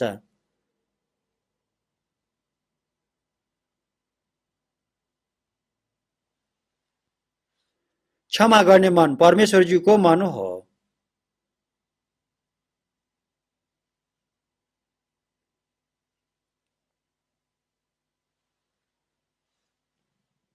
कोमल मन भएको मानिस सांसारिक धनको लोभी हुँदैन, आफूलाई धिक्कार्दैन, शरीरको कुराहरूको पछि लाग्दैन, रिसाहा हुँदैन, घमण्डी हुँदैन, हठी हुँदैन,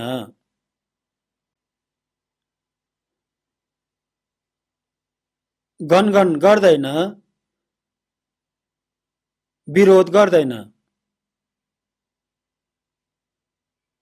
परमेश्वरज्यूको अनुग्रहमा जिउँछ।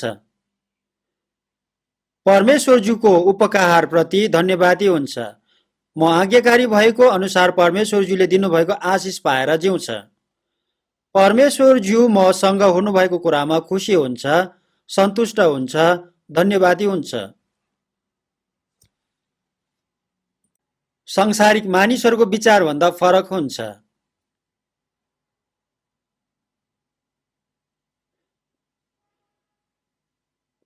परमेश्वरज्यूले नम्रहरूलाई धन्य भन्नुभएको छ, आशिष पाउँछ भन्नुभएको छ, तिनीहरूले पृथ्वीको अधिकार पाउने छ भन्नुभएको छ।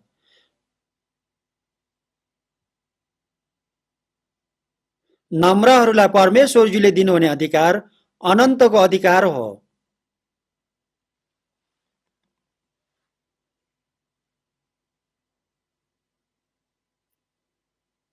अयुबको पुस्तक 21 को 7 देखि 13 सम्म सँगै विस्तारै पढ्नेछौँ।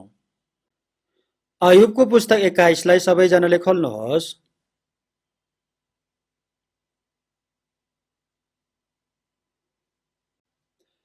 अयुबको पुस्तक 21 को 7 देखि 13 सम्म हेरेर पढ्नेछौँ।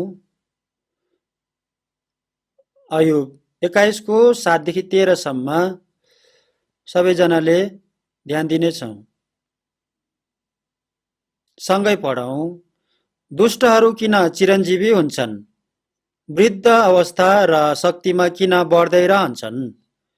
आफ्ना छोराछोरीहरूलाई आफ्ना वरिपरि राम्ररी स्थापित भएका र तिनीहरूका सन्तानलाई फलिफाप भएका तिनीहरू देख्न पाउँछन्। तिनीहरूका परिवारहरू सुरक्षित र डरबाट स्वतन्त्र हुन्छन्। परमेश्वरको न्यायको दण्ड तिनीहरूमाथि पर्दैन। तिनीहरूका बहर मिसिन्छन् र खेरा जाँदैनन्। तिनीहरूका गाईहरू ब्याउँछन् तर तुहिँदैनन्। तिनीहरूका छोराछोरीहरू थुमाहरू झैँ खेल्न कुद्छन् र तिनीहरूका ससाना नानीहरू नाच्दै उफ्रन्छन्। खैँजडी र बीणासित तिनीहरू आनन्द मनाउँछन् र बाँसुरीको स्वरमा तिनीहरू रमाउँछन्। सम्पन्नतामा नै तिनीहरूको जीवन बित्छ र शान्तिसित तिनीहरू चिहानमा जान्छन्। यो वचनलाई ध्यान दिनुभयो भने संसारमा दुष्टहरूलाई राम्रो हुन्छ भन्नुभएको छ। दुष्टहरू सुख सुविधासँग लामो आयु बाँचेको हुन्छ, शक्तिशाली हुन्छ।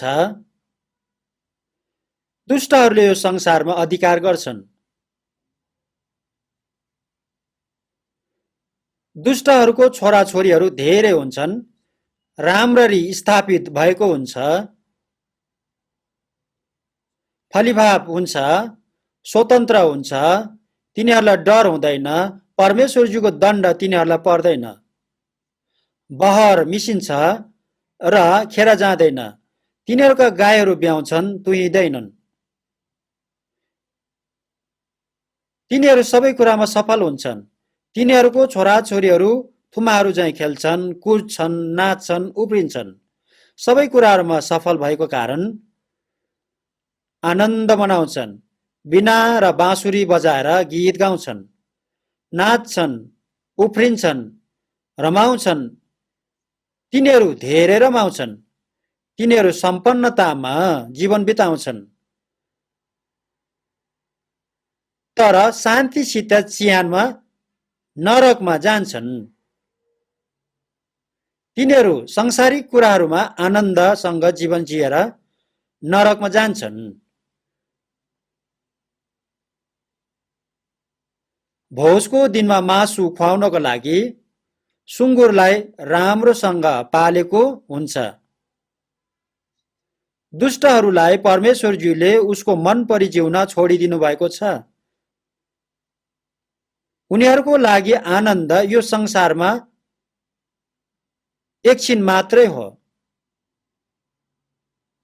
भजन संग्रहको पुस्तक 17को 14मा हेर्नुभयो भने मलाई त्यस दुष्टबाट बचाउनुहोस्, संसारबाट बचाउनुहोस्, संसारिक मानिसको पुरस्कार यसै जीवनमा सीमित छ भन्नुभएको छन्।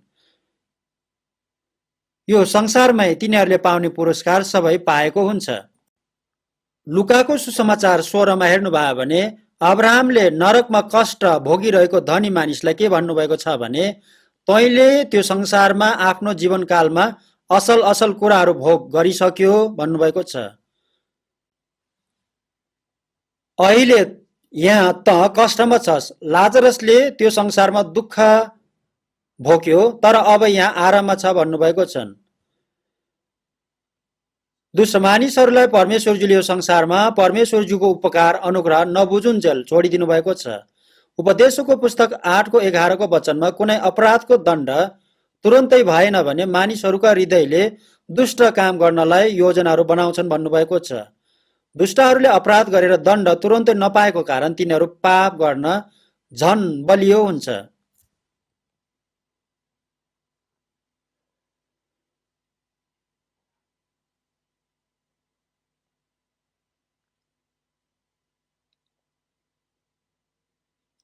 अयुब 21को 14मा हेर्नुभयो भने तापनि तिनीहरू परमेश्वरलाई भन्छन्, हामीलाई छोडिदिनुहोस्, हामी तपाईका मार्गहरू जान्न चाहन्नौ भनेको छ।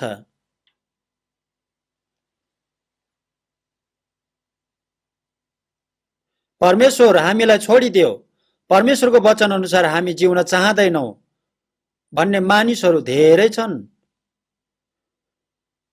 संसारको अभिलाषामा फँसेको मानिसहरू,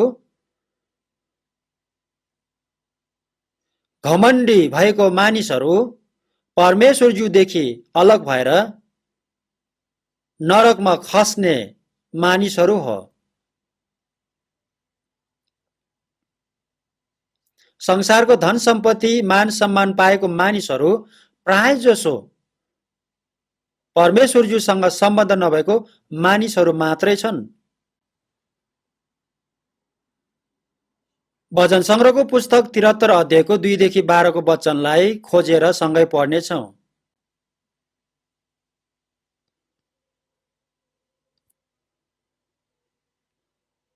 भजन संग्रहको पुस्तक 73 अध्यायको 2 देखि 12 को वचन सबैजनाले खोल्नुहोस्।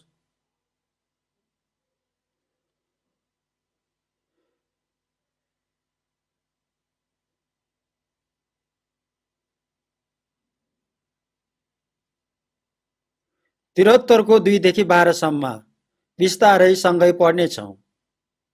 सँगै पढौँ। तर मेरा खुट्टा प्राय चिप्लन लागेका थिए, मैले मेरो टेक्ने आधार हराउन लागेको थिएँ, किनकि दुष्टहरूको उन्नति देखेर ती अहङ्कारीहरूको म डाह गर्दथे। तिनीहरूलाई कठिनाई छैन, तिनीहरूका शरीर स्वास्थ्य र बलिया छन्, अरू मानिसहरू झैँ तिनीहरू कष्टमा हुँदैनन्, तिनीहरू माथि मानव खराबी आइलाग्दैनन्। यसकारण अहङ्कार तिनीहरूको सिक्री हुन्छ र तिनीहरू हिंसाको वस्त्र लाउँछन्। तिनीहरूका निष्ठुर हृदयबाट दुष्टता निस्कन्छ। तिनीहरूका मनको दुष्ट अहङ्कारको सीमा छैन। तिनीहरू ठट्टा गर्छन् अनि डाहका कुरा गर्छन् र आफ्नो अहङ्कारमा अत्याचार गर्ने धम्की दिन्छन्। तिनीहरूका मुखले स्वर्गकै दाबी गर्छन् र तिनीहरूका जिब्राले पृथ्वीलाई अधिकार गर्छन्। यसकारण तिनीहरूका मानिसहरू तिनीहरूतर्फ फर्कन्छन् र प्रशस्त पानी पिउँछन्। तिनीहरू भन्छन्, परमेश्वरले कसरी जान्नुहुन्छ र? के सर्वोच्चमा ज्ञान छ र? हेर, दुष्टहरू यस्ता छन्, सधैँ निश्चिन्त तिनीहरू धन बढाउँछन्। निश्चय मैले व्यर्थमा आफ्नो हृदय शुद्ध राखेको छु र निर्दोषतामा आफ्नो हात धोएको छु। यतिसम्म मात्रै पढ्नेछु। यो वचन लेख्ने मानिस एकमात्र परमेश्वरज्यूलाई आदर गर्ने आज्ञाकारी मानिस थियो, तर चिप्ले नलागेको थियो, लड्न लागेको थियो, पतन हुन लागेको थियो।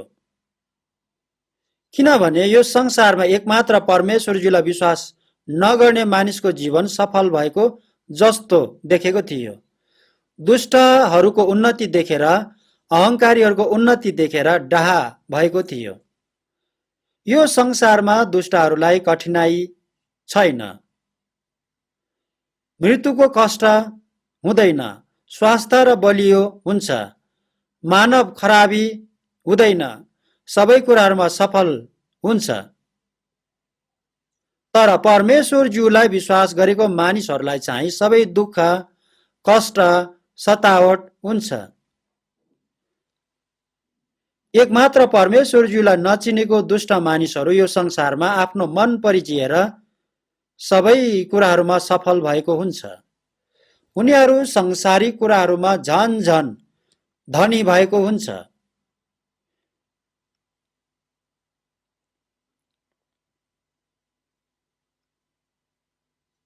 भजन सङ्ग्रह 73 को 12 मा हेर्नुभयो भने तिनीहरू सधैँ निश्चिन्त थियो, धन सम्पत्ति झन झन बढेको थियो। यस्तो अवस्था देखेको थियो। यसकारण मैले व्यर्थमा पवित्र जीवन, निर्दोष जीवन, शुद्ध जीवन जिएको जस्तो लागेको थियो। 73 को 14 मा मैले दिनभरि आपत्ति भोगेको छु र प्रत्येक बिहान दण्ड भोग्नु परेको छ भनेको छ। यस कारणले चिप्लन लागेको थियो, पतन हुन लागेको थियो। हामीहरूले पनि ध्यान दिन सक्नुपर्छ। वचनले भन्नुभएको अनुसार यो संसारमा दुष्टहरू सफल हुन्छन्, निश्चिन्त हुन्छन्। यो संसारलाई दुष्टले अधिकार गरेको छ, नियन्त्रण गरेको छ।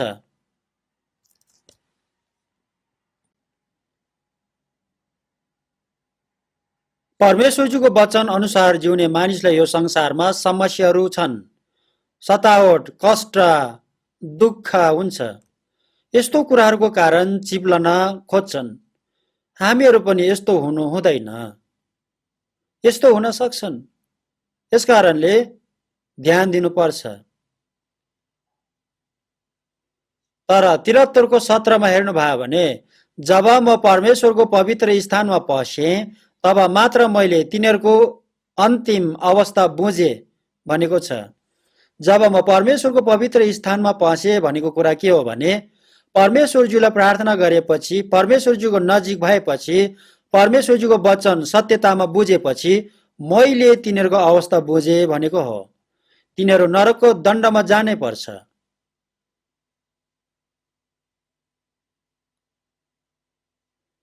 यसकारण तिनीहरूले अहिले केही समयको लागि मात्र यसरी जिउन पाएको हो भनेर बुझेको थियो। उनीहरू मनपरी जिएर नरकमा जाने मानिसहरू हो। क्रिस्चियनहरूलाई किन दुःख, कष्ट, सतावट हुन्छ भने हामीहरूलाई अनुशासनमा राख्नको लागि तालिम दिनुभएको हो। दुःख कष्ट सतावट भयो भने पनि आज्ञाकारी हुन्छ कि हुँदैन भनेर जाँच्नको लागि हो। इस्राएलीहरूले मिस्र देशबाट छुटकारा पाएर कनान देशमा जाने समयमा 40 वर्षको उजाड स्थानको यात्रामा दुःख कष्ट जाँच धेरै भएको थियो। किन यस्तो भएको थियो भने अनुशासनमा राख्न, तालिम पाउन, कनान देशमा अधिकार गर्न यस्तो भएको थियो। परमेश्वरज्यूले हामीहरूलाई दिन चाहनुभएको अधिकार सांसारिक मानिसहरूले चाहना गरेको कुरा होइन। पृथ्वीको अधिकार पाउनेछन् भन्नुभएको छ।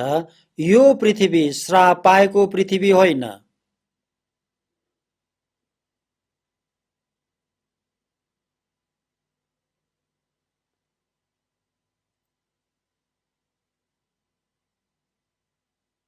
भजन संग्रहको पुस्तक 37 को 7 देखि 11 सम्म खोजेर सँगै पढ्नेछौँ।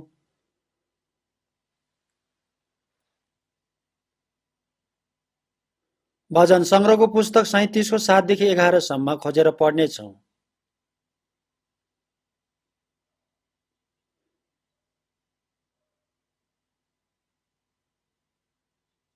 37 को 7 देखि 11 सम्म खोजेर पढ्नेछौँ। सँगै पढौँ। परमप्रभुको सामुन्ने मौन बस र धैर्यपूर्वक उहाँको प्रतीक्षा गर। मानिस आफ्ना कुमार्गमा फलिफाप हुँदा र त्यसले खराब युक्तिहरू कार्यान्वयन गर्दा तिमी झर्को नमान। रिसाउन छोड र क्रोधलाई त्याग। झर्को नमान, यसले खराबी गर्नतिर मात्र ढल्काउँछ। किनकि कुकर्मीहरू बहिष्कृत हुनेछन्, तर परमप्रभुको प्रतीक्षा गर्नेहरूले देश अधिकार गर्नेछन्। अलिका बेरपछि दुष्टहरू रहने छैनन्। तिमीले तिनीहरूलाई खोजे तापनि तिनीहरू पाइने छैन। तर नम्रहरूले देश अधिकार गर्नेछन् र ठुलो शान्ति उपभोग गर्नेछन्। यो वचनमा धेरै राम्रोसँग देखाउनु भएको छ। तिमी परमप्रभुको अगाडि मौन बस र उहाँको प्रतीक्षा गर भन्नुभएको छ। चुपचाप बस। परमेश्वरजीले यसरी गर्नुभएको हो, यसकारण चुपचाप बस, गनगन नगर, विरोध नगर भन्नुभएको कुरा हो। परमेश्वरज्यूले हामीहरूलाई दिन चाहनुभएको कुरा यो वर्तमान संसार होइन। यसकारण रिसाउन छोड, क्रोध त्याग, झर्को नमान्न, खराबी नगर भन्नुभएको छ। गनगन गर्यो भने चिप्लिन्छन्। म पनि अब आफ्नै शक्तिमा जिउन सक्छु भनेर भ्रममा फस्नु हुँदैन। परमप्रभुको प्रतीक्षा गर्नेहरूले देश अधिकार गर्न पाउँछन्। परमप्रभुको प्रतीक्षा गर्नेहरूले संसारसँग भरोसा गर्दैन।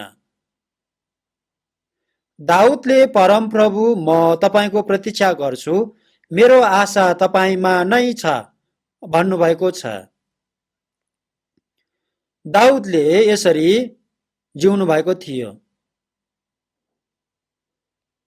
परमप्रभुले भन्नुभएको अधिकारको आशा र प्रतीक्षा हामीले गर्नुपर्छ। उहाँले दिनुभएको आशा अधिकार अनन्तको पवित्र महिमामय उत्तराधिकार हो। नम्रहरूले देश अधिकार गर्नेछ र ठुलो शान्ति उपभोग गर्नेछ भन्नुभएको छ। नम्र मानिस भनेको सबै कष्टमा, सबै दुःखमा, सबै सतावटमा पनि चुपचापसँग परमेश्वरज्यूको इच्छा पूरा गर्ने आज्ञाकारी मानिसलाई नम्र मानिस भन्छन्। चुपचापसँग आज्ञा पालन गर्नेलाई नम्र भन्छन्। नम्रहरूले देश अधिकार गर्न पाउँछ, ठुलो शान्ति उपभोग गर्न पाउँछ। यो देश भनेको यो वर्तमान पृथ्वी, यो वर्तमान संसार होइन। भजन संग्रह 37 को 18 पनि सँगै पढ्नेछौँ। सँगै पढौँ। परमप्रभुले निर्दोष मानिसहरूको वास्ता गर्नुहुन्छ र तिनीहरूको अधिकार सधैँभरि रहनेछ। निर्दोष मानिस भनेको आफ्नो आत्माको मुक्ति पाएर परमेश्वरज्यूको सबै आज्ञा पालना गर्ने नम्र कोमल व्यक्ति हो। यस्तो व्यक्तिहरूलाई परमेश्वरज्यूले सधैँको अधिकार दिनुहुन्छ। परमेश्वरज्यूले हामीहरूलाई दिन चाहनुभएको अधिकार अनन्तको अधिकार हो। जनावरहरूलाई पनि हेर्नुभयो भने हिंस्राक रिसा जनावरहरू अहिले प्राय नाश भइसकेको छ। तर भेडा गाई गोरु जस्तो नम्र र काम लाग्नेहरू चाहिँ धेरै छन्। यस्तो जनावरहरू मानिसहरूको जनसङ्ख्या भन्दा पनि धेरै छन्। यो जनावरहरूले मानिसले भनेको कुरा गर्छन्। यस्तो नम्र जनावरहरू अहिले धेरै छन्। हिंस्रा क्रोधी कामुक रिसाहरू चाँडै नाश हुन्छन्। हामीहरूले यो संसारको शरीरको कुराहरू प्रतीक्षा गर्नु हुँदैन। हाम्रो अधिकार हाम्रो प्रतीक्षा यो संसारको कुरा होइन। हिब्रूको पुस्तक 10 अध्यायको 34मा हेर्नुभयो भने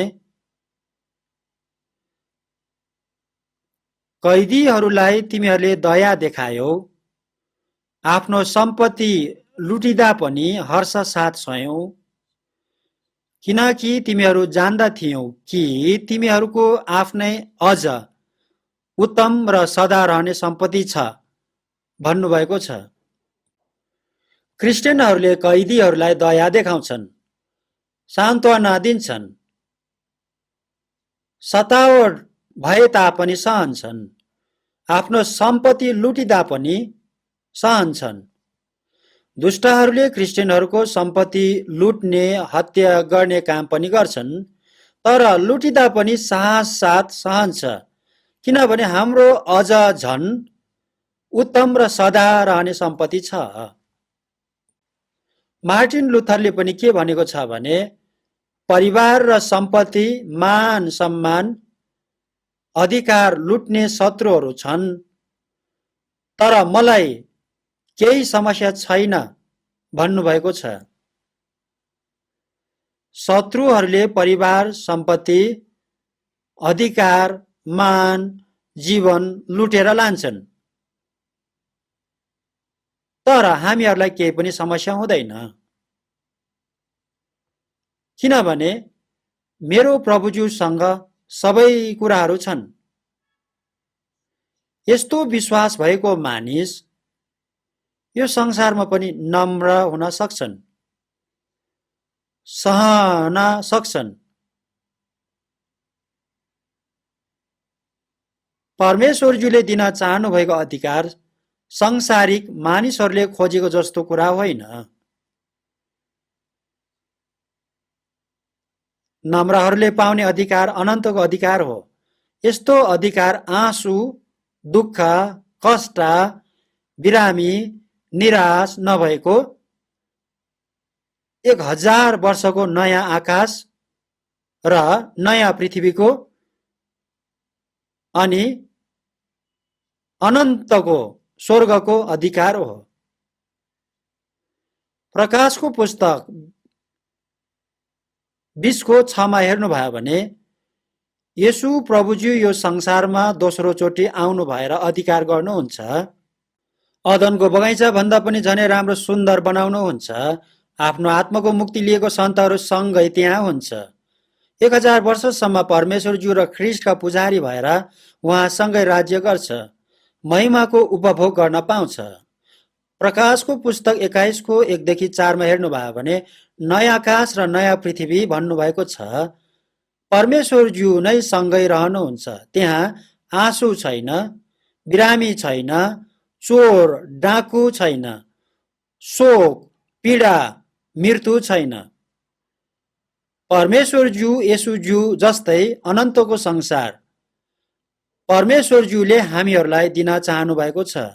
यो राज्य र अधिकार दिनको लागि हामीहरूलाई नरकको दण्डबाट छुटकारा दिनुभएको छ।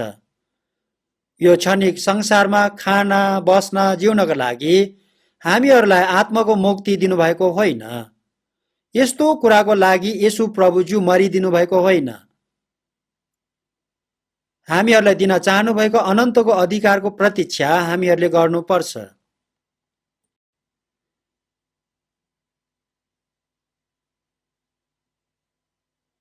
येशू प्रभुज्यूले गरिदिनु भएको उपकारमा हामीहरू जिउनु पर्छ। परमेश्वरज्यूको आशिषमा हामीहरू जिउनु पर्छ।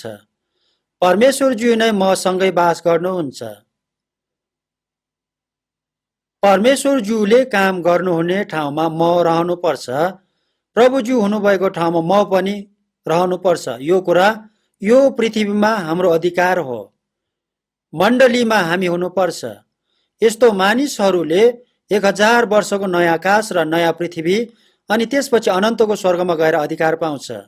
यो वर्तमान संसारमा पनि यसो प्रभुज्यू हुनुभएको ठाउँमा मण्डलीमा हामी हुनुपर्छ। प्रभुज्यूको सेवकहरू मण्डलीमा हुनुपर्छ।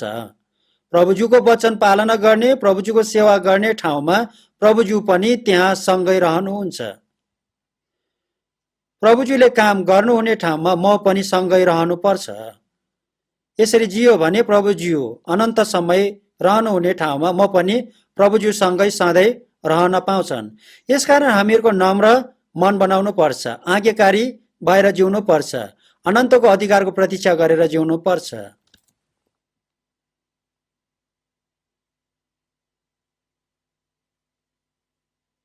विनम्र र कोमल येशूज्यूको जुवा बोकेर हामीहरूले झन झन येशूज्यूसँगै सिक्नुपर्छ।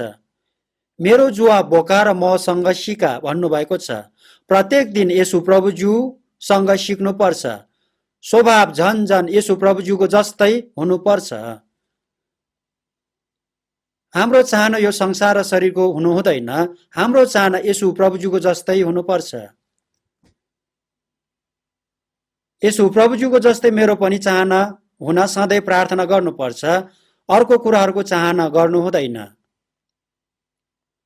येशू प्रभुज्यू आउनु भएपछि हाम्रो शरीर पनि येशू प्रभुज्यूको जस्तै महिमामय अनन्तको शरीर हुन्छ। येशू प्रभुज्यूको अनन्तको राज्य स्वर्ग हाम्रो चाहना प्रतीक्षा हुनुपर्छ। यो वर्तमान संसारमा क्रिस्चियनहरूले पाउने दुःख, कष्ट, सतावट क्षणिक मात्र हो। अब चाँडै येशू प्रभुज्यू आउनुहुन्छ। हामीहरूलाई अनन्तको स्वर्गीय राज्य दिनुहुन्छ। यसकारण यो दिनसम्म हामीहरू नम्र भएर प्रभुज्यूको जुवा बोकेर, क्रुस बोकेर चुपचापसँग प्रभुज्यूलाई पछ्याउनु पर्छ। प्रभुज्यूको पछि हामी सधैँ जिउनु पर्छ। सँगै प्रार्थना गर्नेछौँ। करुणामय हाम्रो एकमात्र परमेश्वरज्यूलाई धन्यवाद र प्रशंसा चढाउँछौँ। यसो प्रभुज्यूको अनमोल पवित्र रगतले हाम्रो आत्मालाई नरकको दण्डबाट बचाइदिनु भएको छ। परमेश्वरज्यूको सन्तान बनाइदिनु भएको छ। परमेश्वरज्यूको अनन्तको राज्य स्वर्गमा प्रवेश पाउने महिमामय आशा दिनुभएको छ। धन्यवाद र प्रशंसा चढाउँछौँ। धन्य नम्रहरू, किनभने तिनीहरूले पृथ्वीको अधिकार पाउनेछन् भन्नुभएको वचनलाई हामीहरूले अध्ययन गरेका छौँ। प्रभुज्यूले हामीहरूलाई प्रभुज्यूको जीवन आत्मा दिनुभएको छ। प्रभुज्यूको स्वभाव दिनुभएको छ। प्रभुज्यूले हामीहरूलाई नियन्त्रण गरिदिनुहोस्।